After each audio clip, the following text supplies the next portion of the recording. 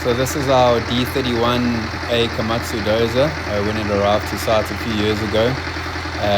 This was, I think, its first startup, if I recall correctly, trying to get it to drive. You can see it was a real dog's breakfast of a machine. But there was two others that were partially stripped, which we used to rebuild a fresh machine out of.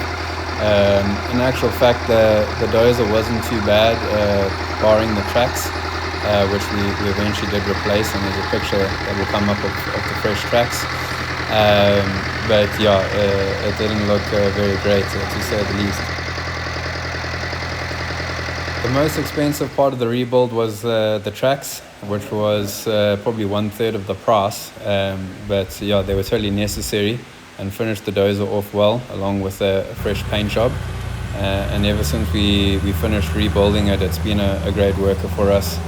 Done a lot of work on our sites, pushing surface materials, doing roads, clearing brush. It's been actually very reliable, so we chuffed that we put the effort and money into getting it done.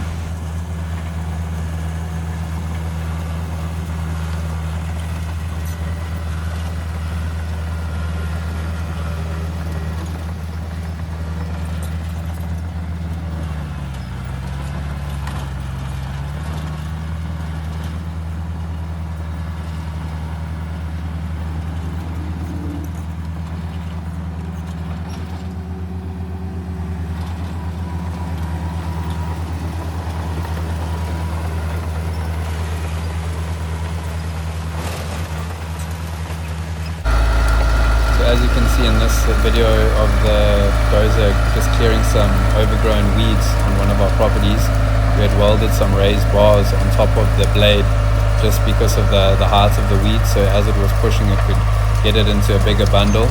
And yeah, that really did help in pushing larger amounts of bush without it coming onto the cab. Obviously it wasn't a closed cab, so the weeds end up slapping you in the face as you go. But yeah, we're also happy with how that came out. If this video is of any interest to you guys, the redoing of machines, please like and subscribe, and I'll do more of our other Dozers and Bobcats. Thanks.